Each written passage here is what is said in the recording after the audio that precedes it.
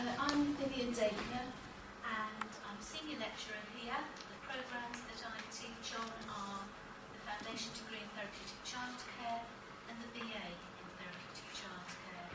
And I think that what I'm bringing now leads on very well from where Liz left off, because I'm going to be talking about how we've provided some of these things within our programme. So just to explain, the Therapeutic Childcare programme is run as a blended learning programme, and that means that students come together physically for the first day of a module, and we'll have lectures throughout the day, and that sets the scene for the work to come. And then they work on their own,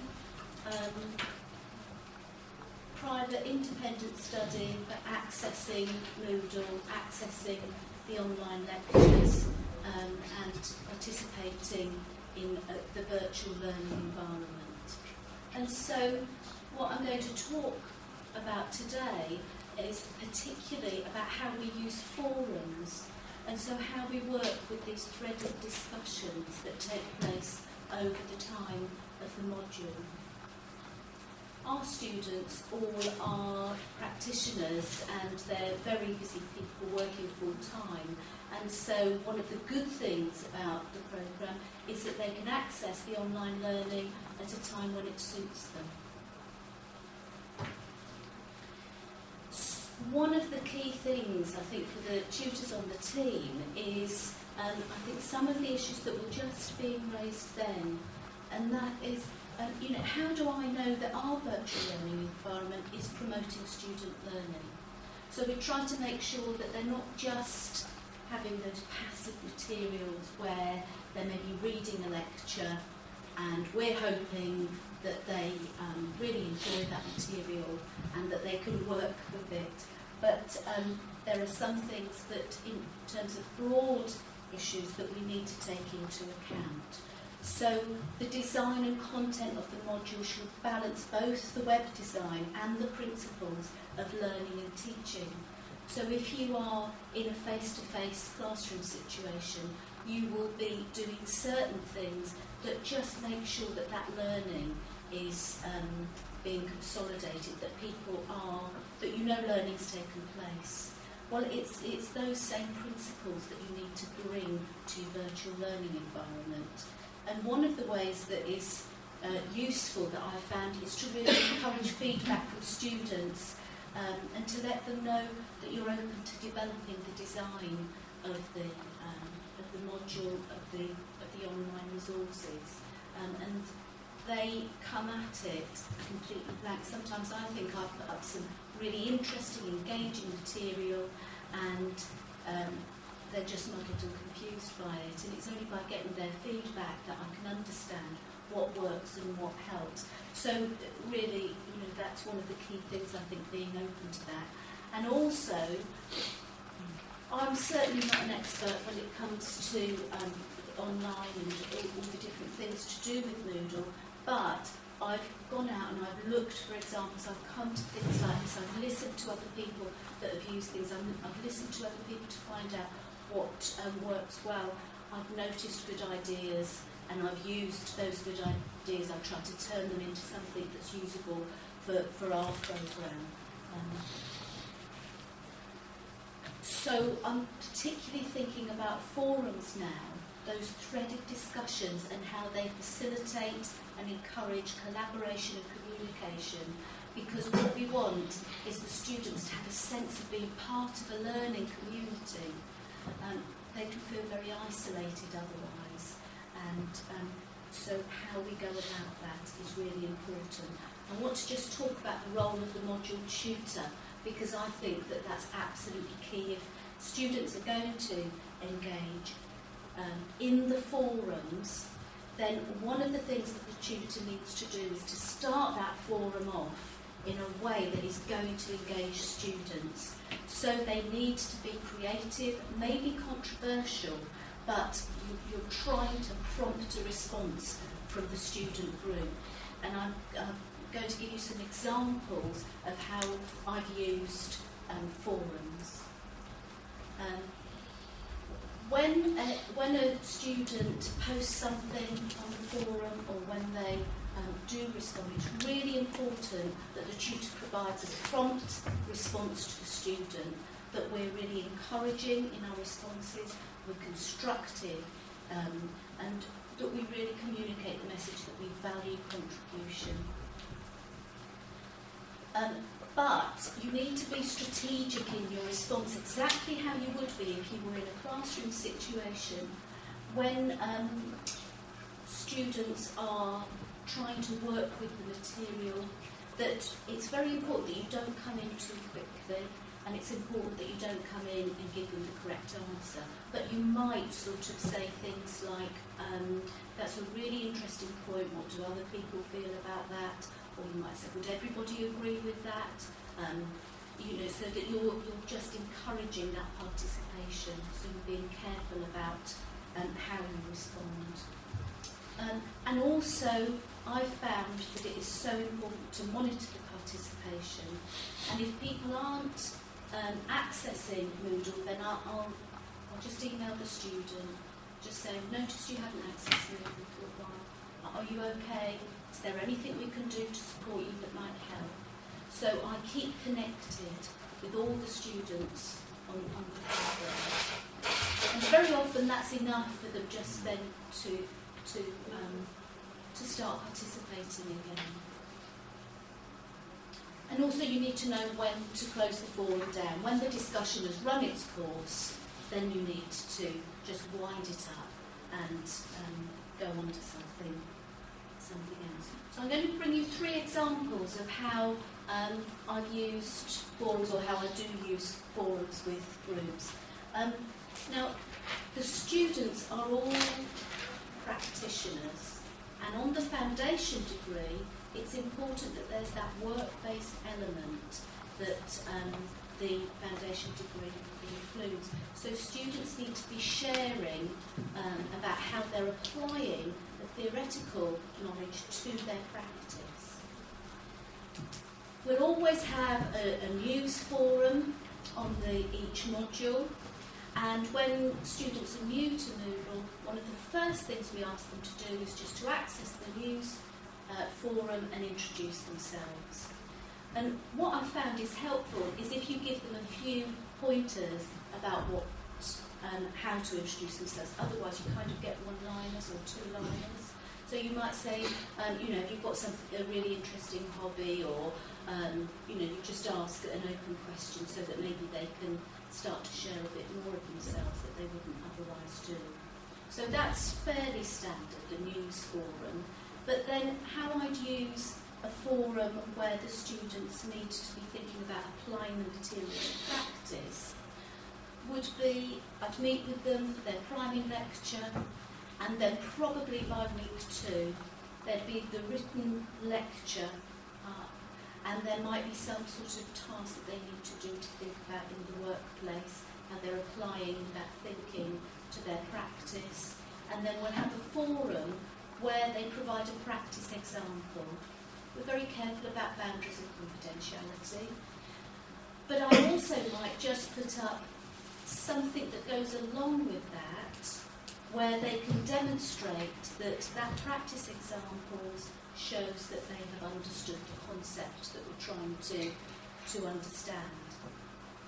So that would be a forum where they are sharing about themselves, about their lives, about their work, and that's one of the ways, fairly standard ways, that we use forums.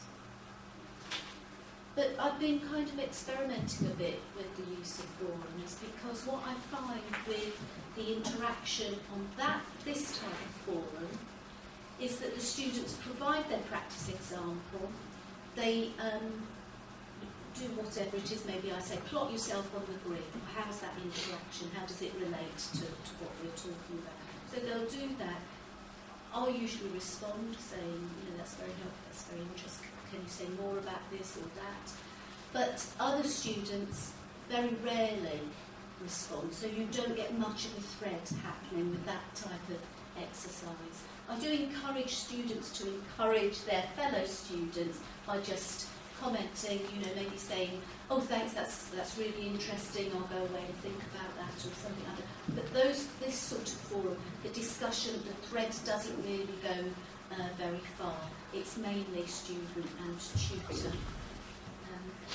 But another forum that has worked quite well is where they've had a specific exercise, and this one is called, the forum is called A Statement Worth Making. Now, a statement worth making, I saw this demonstrated by a group of students at Harlow College when I went to visit, and I realised that what they were doing actually would translate very well to a forum. And so a statement worth making, it's a threaded discussion that's based on a structured method that was developed by somebody called Nesbitt, and so it involves preparation by the student. And what they do is, a statement worth making is one that is clear, succinct and important. It can be controversial, actually it's better if it's controversial and challenging or provocative, but it should represent the belief of the student who introduces it, and this belief should be developed from the student's reading, experience and reflection. So the student will make a statement, just a single sentence, and then in the subsequent online discussion the student has an opportunity to elaborate and to add detail to the statement. So each new statement opens a new thread, and so students will then contribute to that. So when a student's ready with their statement that's worth making, they go into the forum and they begin a new thread. And only one statement is discussed in any one discussion thread. So you've got a whole series of threads going within the one forum.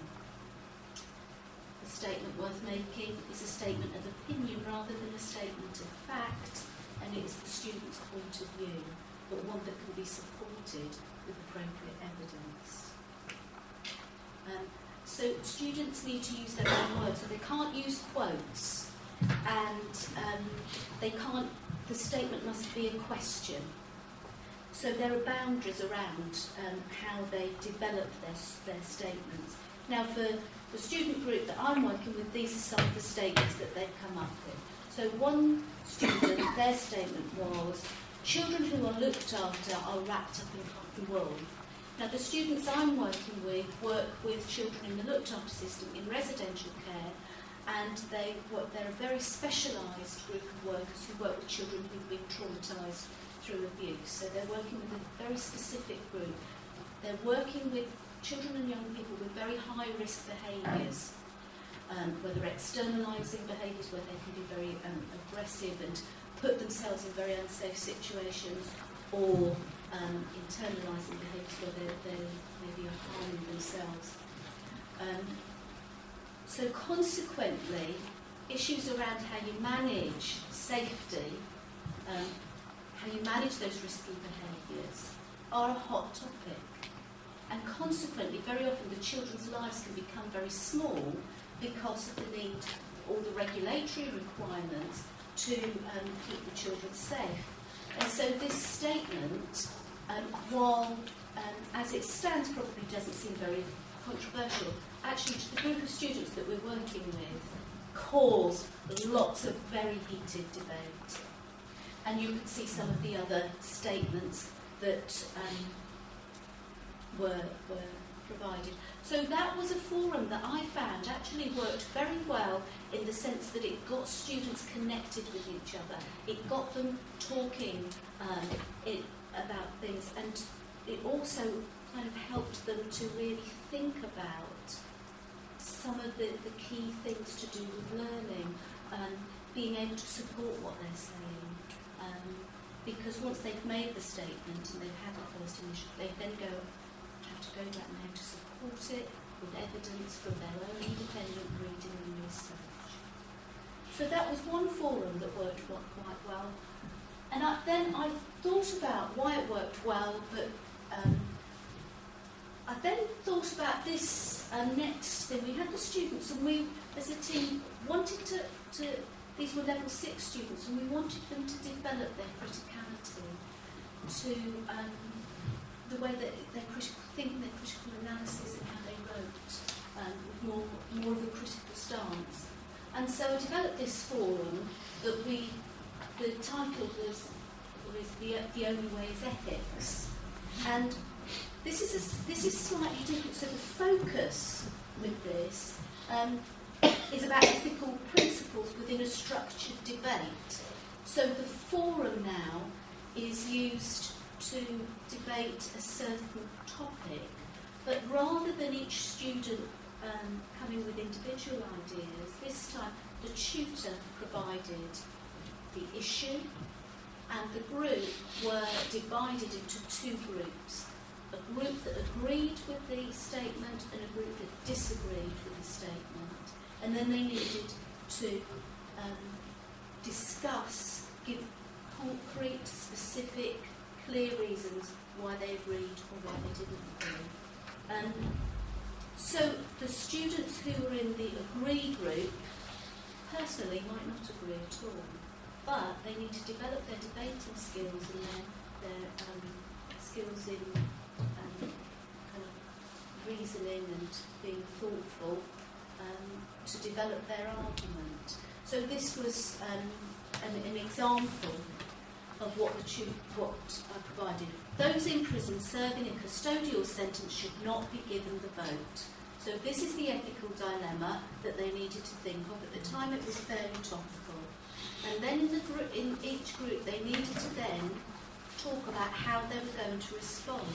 So if they were in the group that agreed, they needed to get their argument together. So an example of how that might have started: Student A, speaking on behalf of her group, I agree with this statement in principle because I think that society has the right to say that when you commit a crime serious enough to be sent to prison, you lose your freedom, and with that you lose some of your privileges, of which voting is one. In addition, of all the issues prisoners care about, this is probably somewhere on the bottom of the list.